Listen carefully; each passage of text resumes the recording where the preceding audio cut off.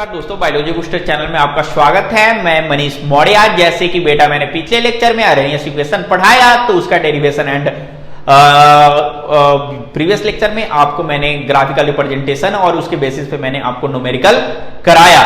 बेटा ये बहुत ही बोर्ड के हिसाब से बहुत ही इंपॉर्टेंट टॉपिक है और ध्यान से पढ़िएगा और ये आपका 3 नंबर या 5 नंबर में जरूर आता है कि factor affecting of rate constant, यानी कि रेट कांस्टेंट को ये कैसे इफेक्ट करता है, इस चीज को हम बेटा देखेंगे। ठीक है, तो इसको बेटा मैं कंटिन्यू करने जा रहा हूं कि factor affecting of rate constant यानी कि ये कैसे इफेक्ट कर रहा है। तो इसको हम तुरंत एकदम देख रहे हैं अभी कि कैसे ये करेगा। ठीक है, ये बहुत ही वीवीआई टॉपिक है बोर्ड के हिसाब से।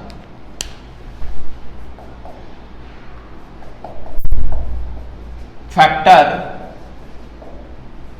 इफेक्टिंग रेट ऑफ रिएक्शन, यानी कि factor affecting rate of reaction, यानी कि रेट ऑफ रिएक्शन को ये कैसे इफेक्ट पहुंचाता है, यानी कि रेट ऑफ रिएक्शन के ये कैसे इफेक्टिव बना देगा। तो फर्स्ट जैसे इसमें पढ़ना है कंसंट्रेशन,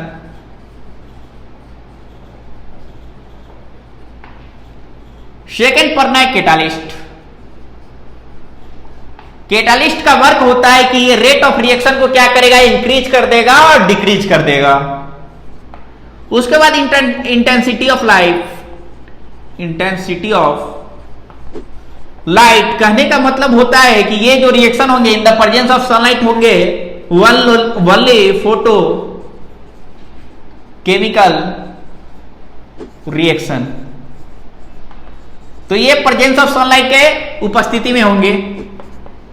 चौथा होता है कि टेम्परेचर, जैसे टेम्परेचर को हम इंक्रीज करते हैं तो हमारा रेट भी क्या करता है, इंक्रीज करता है। उसके बाद क्वांटम यील्ड होता है,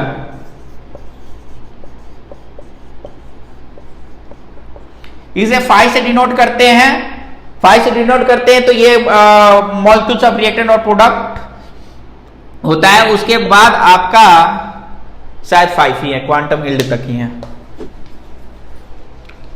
5 तक ही है आपका, 5 तक ही। चलिए अब 1 बाय 1 करके हम सबका डिटेल पढ़ने की कोशिश करेंगे कि आखिर होता क्या है। ठीक है, तो 1 बाय 1 करके मैं फर्स्ट बता रहा हूं कंसंट्रेशन क्या होता है।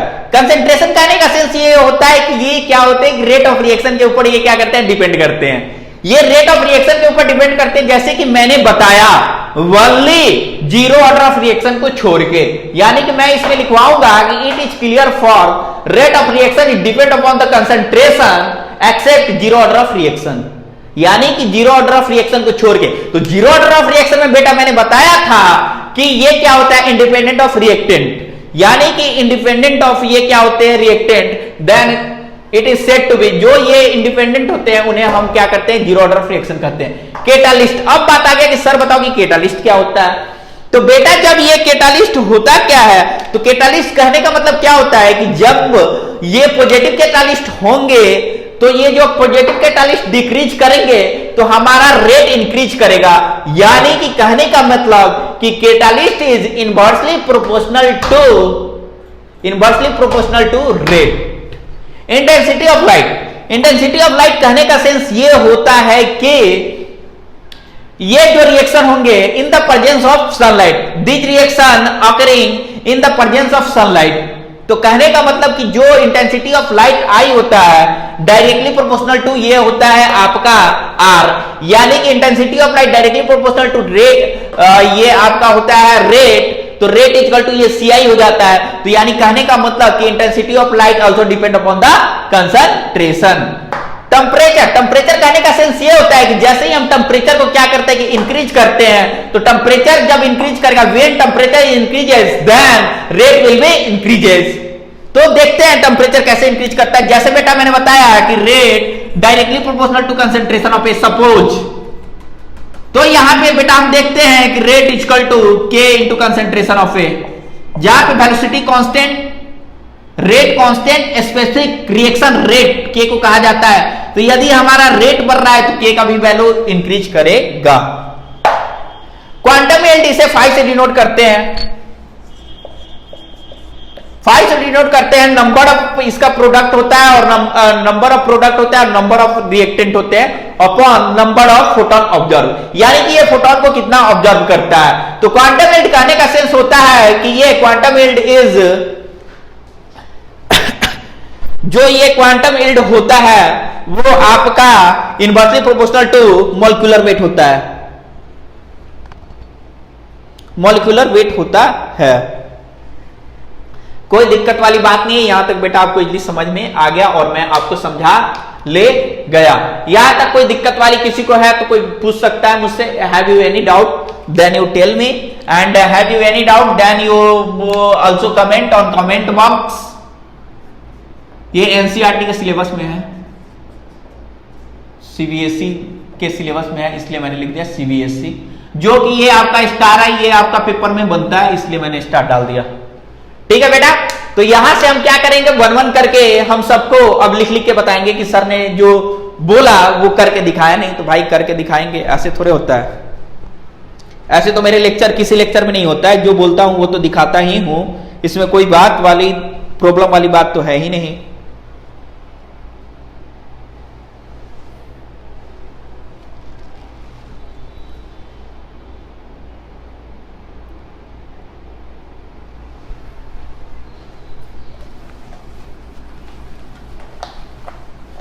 अब बोर्ड के बच्चे हैं, मान लो कि मैंने बोल दिया, भाषण तो दे दिया, उसके बाद लिखवाया नहीं, तो फिर क्या प्रॉब्लम होगा।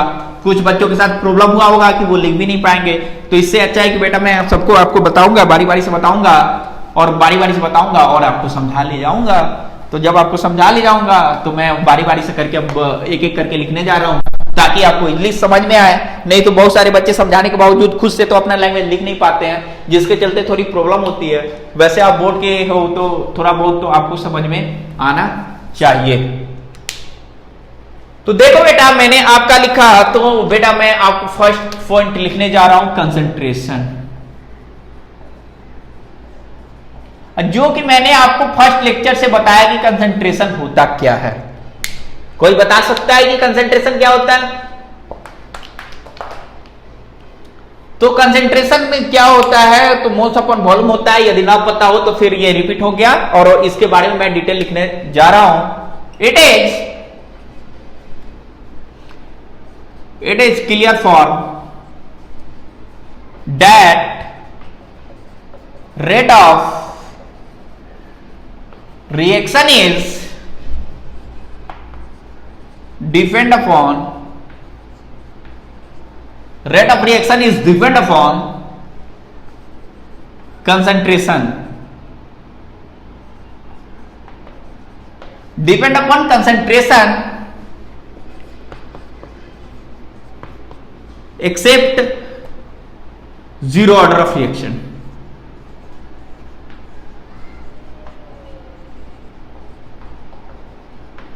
जैसे कि मैंने आपको बेटा बताया कि कंसंट्रेशन क्लियर फॉर्म होता है, ये तो पूरा क्लियर है कि रेट ऑफ रिएक्शन जो होता है कंसंट्रेशन पे डिपेंड करता है। तो यानी कि accept zero order of reaction, जैसे कि मैंने यहाँ पे साइड में लिख के बता दे रहा हूं कि rate directly proportional to concentration of A. तो आप बेटा यहाँ पे लिखते हो कि rate equal to K concentration of A. तो यहाँ पे आपको मैं हर चीज बता ले जाऊंगा और समझा ले जाऊंगा, सिर्फ बोल के ना जाऊंगा। तो यानी कि रेट जो होता है डायरेक्टली प्रोपोर्शनल टू आपका कंसंट्रेशन होता है। यहां से मैंने आपको दिखा दिया, यहां से भी मैंने आपको दिखा दिया और समझा भी ले गया। ठीक है, सेकंड पॉइंट आता है कैटालिस्ट। सिर्फ जीरो ऑर्डर ऑफ रिएक्शन को छोड़ के, क्योंकि zero order of reaction independent of initial concentration होता है। अब ये कैटालिस्ट में क्या करता है कि ये रेट ऑफ रिएक्शन को क्या करता है, कैटालिस्ट का वर्क ही होता है रेट ऑफ रिएक्शन को क्या करना, इंक्रीज करना और डिक्रीज करना। जो कैटालिस्ट होते हैं वो रेट ऑफ रिएक्शन के क्या होते हैं, इनवर्सली प्रोपोर्शनल होते हैं। यदि हमारा बोल रहा है कि यदि पॉजिटिव जो कैटालिस्ट होगा, यदि पॉजिटिव कैटालिस्ट हमारा डिक्रीज कर रहा है तो हमारा रेट ऑफ रिएक्शन जो होगा इंक्रीज करेगा। यदि हमारा निगेटिव कैटालिस्ट इंक्रीज कर रहा है तो रेट ऑफ रिएक्शन हमारा क्या करेगा, जब इंक्रीज करेगा तो रेट ऑफ रिएक्शन हमारा डिक्रीज करेगा। ये इनवर्सली प्रोपोर्शनल होता है। तो आप इसको देखें और मैं इसको लैंग्वेज में लिख के आपको बताने चाह रहा हूं। Since positive catalyst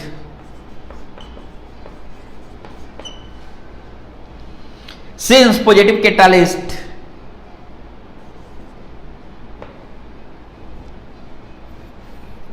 catalyst is decreased,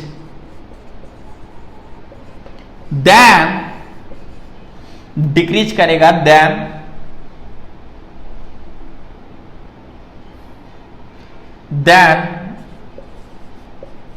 required, then required activation energy.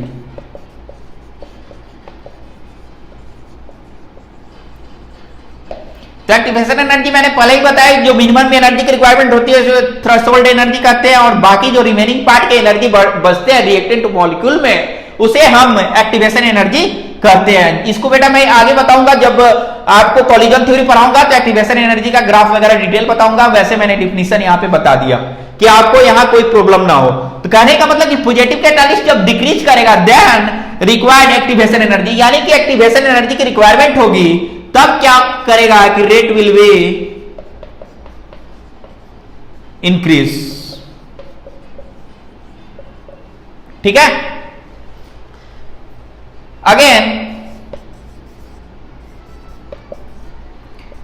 Negative catalyst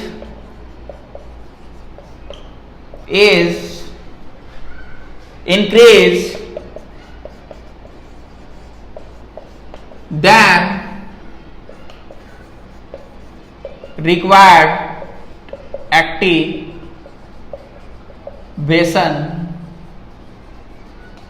energy। Then required activation energy की रिक्वायरमेंट होती है तो बेटा फिर रेट क्या करेगा, रेट विल बी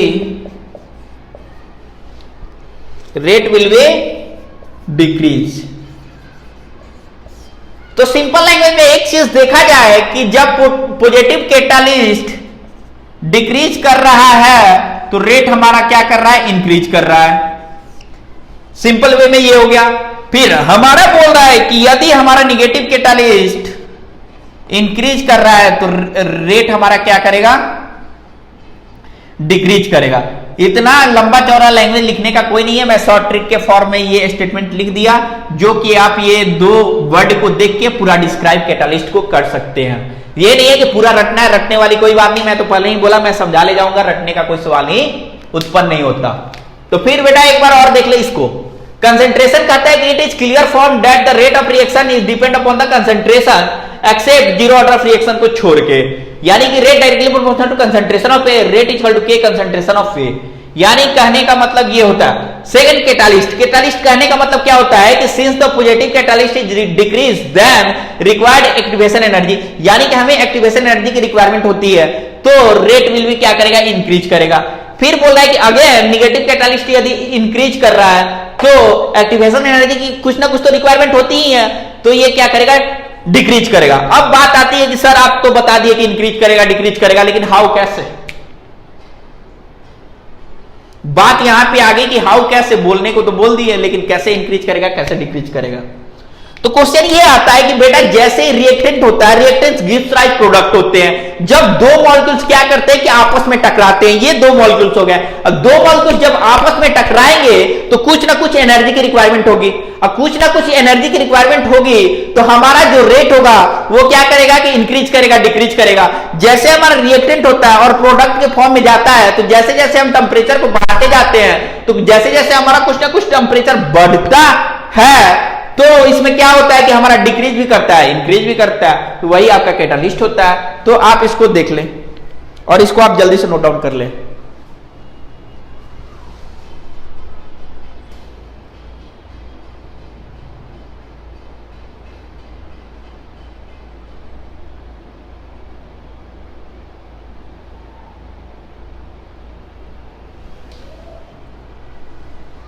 अब जल्दी से नोट कर लें।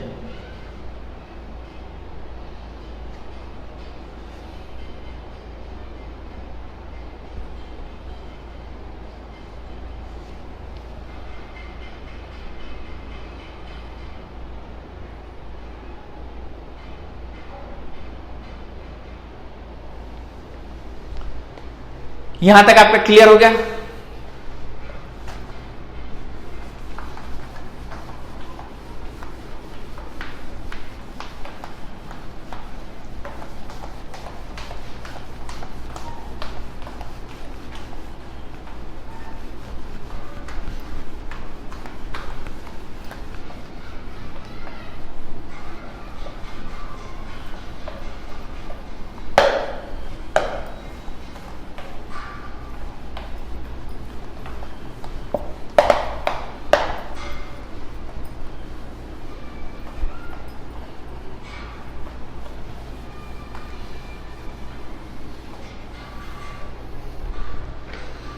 हमारा थर्ड जो होगा इंटेंसिटी ऑफ लाइट।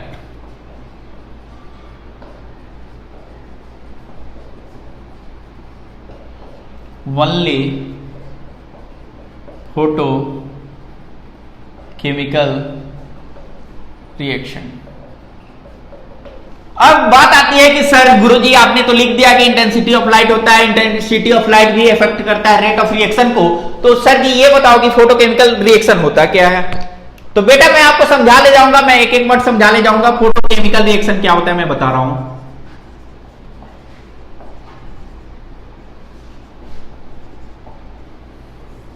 अब ये फोटोकेमिकल रिएक्शन कहने का सेंस क्या होता है।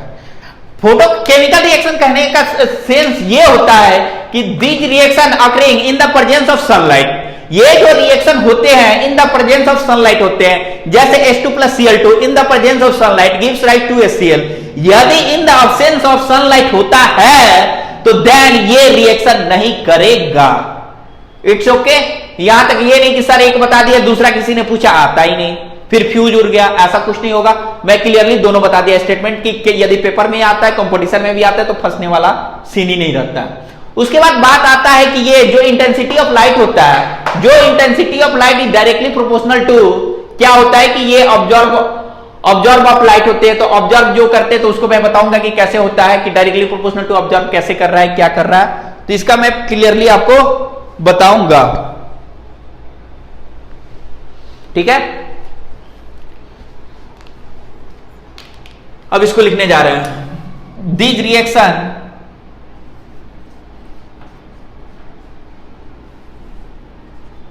Reaction occurring in the presence of sunlight which is known as photo chemical reaction. अब आपने सर बता दिया कि फोटोकेमिकल रिएक्शन होते हैं, तो सर आप एग्जांपल भी तो बता दो। तो बेटा मैं आपको एग्जांपल बताऊंगा और आपको मैं समझा ले जाऊंगा। तो कहने का मतलब हमारा होता है example first H2 + Cl2 gives rise to HCl। जो ये बेटा रिएक्शन होता है in the presence of sunlight होता है, in the presence of sunlight. अब एक बेटे ने पूछा कि सर ये बता दो कि in the absence of sunlight होगा तो फिर क्या होगा। तो बहुत सारे बच्चे तो वहां पे फ्यूज हो गए कि अरे यार सर ने तो ये मुझे पढ़ाया ही नहीं और इसने तो मुझे इस टाइप से क्वेश्चन पूछ दिया। तो बेटा मैं उस चीज को भी लिख दे रहा हूं ताकि आप कंफ्यूज ना हो। तो मैं इस चीज को भी लिख दे रहा हूं कि in the absence of sunlight, in the absence of sunlight, जब इन द absence of ये सनलाइट होगा तो बेटा ये रिएक्ट करेगा ही नहीं। अगले को क्लियरली आप समझा दीजिएगा। ठीक है, अब एक पॉइंट और लिख रहे हैं यहां पे।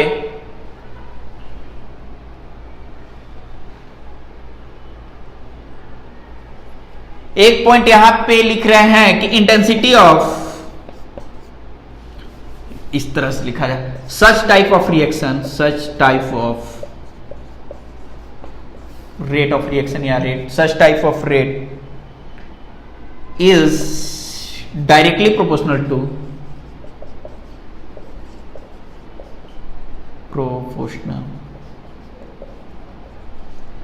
To intensity of observe light. तो बेटा जैसे मैंने बताया कि दिस टाइप ऑफ रिएक्शन क्या होते हैं कि ये रेट के क्या होते हैं, डायरेक्टली प्रोपोर्शनल होते हैं। तो कहने का सेंस होता है कि I directly proportional to R, यानी कि intensity of light directly proportional to rate. तो कहने का सेंस होता है कि I = CR। तो सर अब CR क्यों लिख दिए। तो कहने का सेंस ये जो होता है CR, तो कहने का मतलब कि I directly proportional to C concentration. तो यहां तक दिक्कत वाली कोई बात आने वाली नहीं है। एक बार मैं रिपीट कर दे रहा हूं, intensity of light, only photochemical cell. Photochemical reaction होता क्या है? This reaction occurring in the presence of sunlight which is known as photochemical reaction. Example H2 plus Cl2 gives rise in the presence of sunlight gives rise to HCl. In the absence of sunlight it does not react. उसके बाद सच type of reaction, जो इस type के reaction होते हैं, is directly proportional to intensity of observe light. ये क्या करते हैं कि लाइट को ऑब्जर्व करते हैं, या ना कि लाइट को रिपेल करते हैं। ये लाइट को ऑब्जर्व करेंगे, जब लाइट को ऑब्जर्व करेंगे तो ये रिएक्ट होगा, यदि लाइट को ये ऑब्जर्व ही नहीं करेंगे तो ये रिएक्शन होगा ही नहीं। ठीक है, such type of reaction directly proportional to intensity of observe light. तो I directly proportional to rate, I equal to C, और I directly proportional to C. ठीक है बेटा, यहां तक आप नोट डाउन कर लें।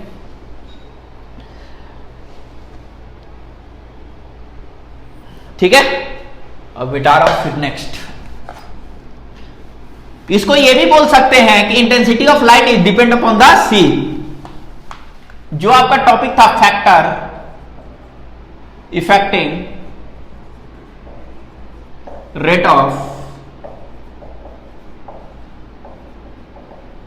Reaction, factor affecting rate of reaction, जो कि आपका ये आपका एनसीईआरटी सिलेबस में है और सीबीएसई में ये आता है, इसे ध्यान से देखिएगा। तो हमारा जो पॉइंट था, हमारा जो फोर्थ पॉइंट था टेम्परेचर, फोर्थ पॉइंट था हमारा temperature.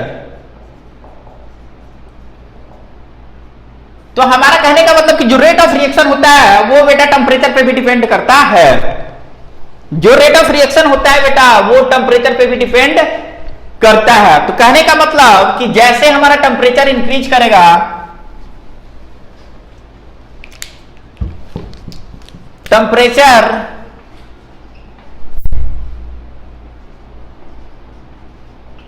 Temperature increases with rate is increases. कहने का मतलब कि टेम्परेचर इंक्रीज कर रहा है तो रेट भी इंक्रीज करेगा, या रेट इंक्रीज कर रहा है तो टेम्परेचर भी इंक्रीज करेगा। तो कहने का सेंस होता है कि सर आपने लिख दिया फिर लिख के आपने बताया नहीं। तो देखो बेटा मैं बता दे रहा हूं कि रेट जो होता है directly proportional to concentration of A होता है, और लिख सकते हैं rate equal to K concentration of A लिख सकते हैं। यानी कि रेट हमारा जैसे इंक्रीज करेगा तो हमारा के का वैल्यू भी इंक्रीज करेगा। तो temperature increases with rate is increases. Clear, यहां तक का फंडा आपको क्लियर हो गया होगा। इसका फिफ्थ पॉइंट है quantum yield.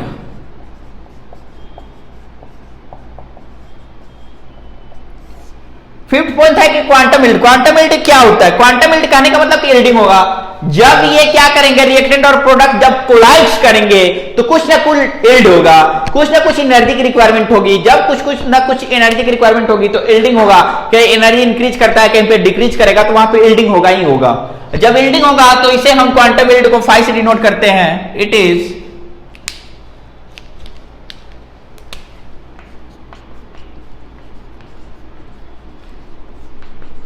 Denoted by phi. तो phi equal to number of molecules of reactant और number of molecules of product upon number of photon observe. इसे फाई से डिनोट करते हैं number of molecules of reactant और number of molecules of product. तो कहने का मतलब कि ये नंबर ऑफ फोटोन क्या करते हैं कि ऑब्जर्व करते हैं। जब ऑब्जर्व करेंगे तो हमारा कहने का सेंस होता है कि intensity of light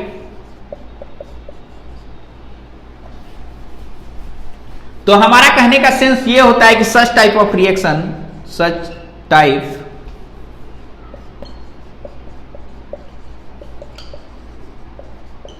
reaction is directly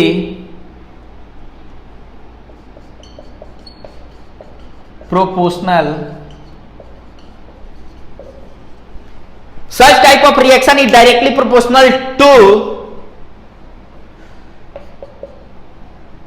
such type of reaction is directly proportional such type of reaction such type of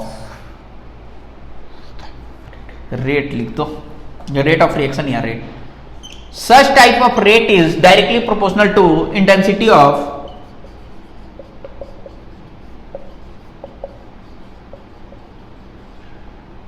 observe, intensity of observe light, OBS, observe light.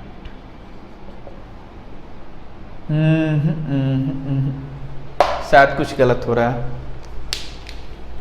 Quantum field है ना, ओ यार मैं photochemical, so sorry, वही तो बोला, so sorry बेटा, थोड़ा mistake हो गया। Quantum field it is denoted by phi equal to number of molecule of reactant, number of molecule of product upon number of photon observe.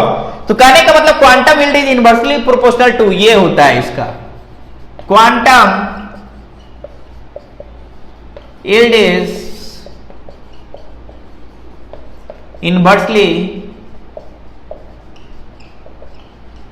inversely proportional to molecular weight। कहने का sense ये होता है कि quantum field होता क्या है, समझेंगे। क्वांटम फील्ड को डिनोट फाई से करते हैं, तो phi equal to number of molecule of reactant, number of molecule of product upon number of photon observe, यानी कि ये फोटोन को ऑब्जर्व करेगा। तो बात आती है कि फोटोन क्या होता है, light is a packet of energy which is known as photon. जो लाइट होता है वो पैकेट ऑफ एनर्जी के फॉर्म में होता है जिसे हम फोटोन कहते हैं। Quantum field is inversely proportional to molecular weight, quantum field जो इनवर्सली प्रोपोर्शनल होगा बेटा आपका मॉलिक्यूलर वेट होता है। तो क्वांटम फील्ड को फाई से डिनोट करते हैं। एक बार और समझ ले, टेम्परेचर जैसे हम बढ़ाएंगे तो रेट भी हमारा क्या करेगा, इंक्रीज करेगा। जैसे टेम्परेचर को बढ़ाएंगे हमारा रेट इंक्रीज करेगा। क्वांटम फील्ड को फाई से डिनोट करते हैं, कहने का मतलब it is denoted by phi. तो phi equal to number of molecules of reactant, number of molecules of product upon number of photon observe, यानी कि ये फोटोन को ऑब्जर्व करता है। तो बेटा बात आती है फोटोन क्या होता है, light is a packet of energy which is known as photon. उसके बाद quantum field inversely proportional to molecular weight होता है, जो कि ये स्टार पॉइंट है, आप इसको नोट डाउन कर लें ताकि आपको अच्छे से समझ में आ जाए। यहां तक कंफ्यूजन वाली कोई बात नहीं होनी चाहिए, यहां तक आप बेटा नोट डाउन कर लें।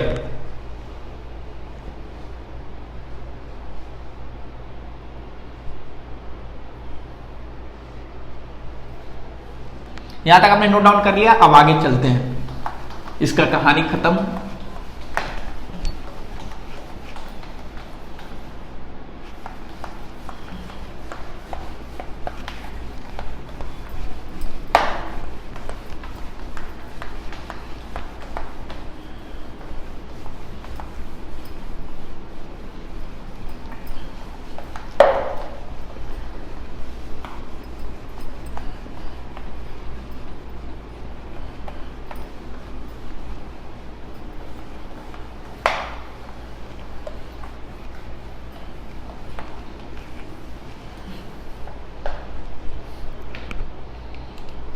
अब प्रेशर के फॉर्म में देखते हैं।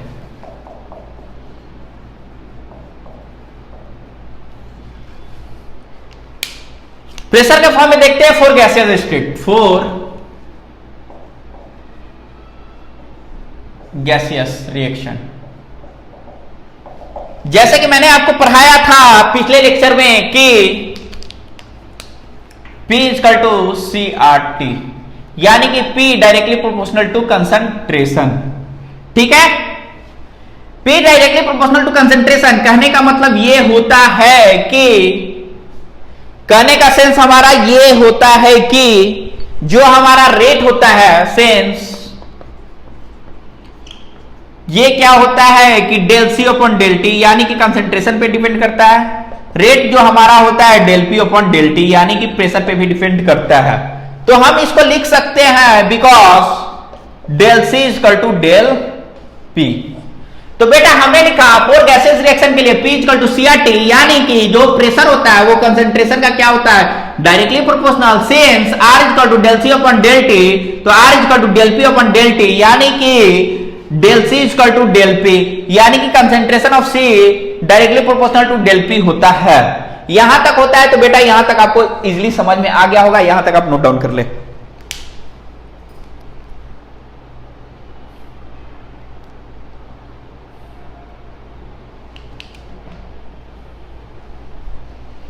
यहां तक नोट डाउन हो गया।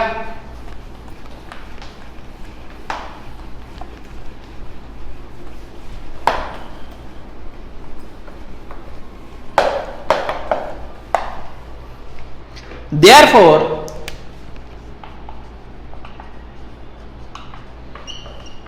unit of rate is represented as in terms of pressure. Pressure के टर्म में भी इसे क्या करते हैं, रिप्रेजेंट करते हैं। प्रेशर का जो यूनिट होता है एटीएम होता है, टाइम का जो होता है सेकेंड होता है। तो प्रेशर का यूनिट जो एटीएम होता है और टाइम का यूनिट जो होता है सेकेंड होता है, तो यूनिट ऑफ रेट आपका क्या हो जाएगा, प्रेशर का रेट क्या हो जाएगा, एटीएम पर सेकेंड, जिसपे एक एनसीईआरटी एक न्यूमेरिकल था, उसको मैंने आपको क्लियर करा दिया। इसके बेसिस पे एक एनसीईआरटी न्यूमेरिकल है जो कि मैंने ऑर्डर ऑफ रिएक्शन में पहले ही आपको करा दिया। यहां पे कोई धक्के खाने वाली बात नहीं है क्योंकि मैंने इसको पहले ही एनसीईआरटी में करा दिया। ठीक है, तो मैंने बताया कि therefore unit of rate is represented as in the terms of pressure. Pressure के टर्म में जब हम इससे रिप्रेजेंट कर रहे हैं तो प्रेशर इक्वल टू एटीएम, यानी कि टाइम क्या होता है, पर सेकंड होता है। NCERT unit of rate equal to ATM per second. यहां तक आप नोट डाउन बेटा कर ले, उसके बाद लास्ट में कॉलिजन थ्योरी आपको बताऊंगा, ठीक है, और समझा ले जाऊंगा। यहां तक बेटा आप नोट डाउन इजिली कर ले।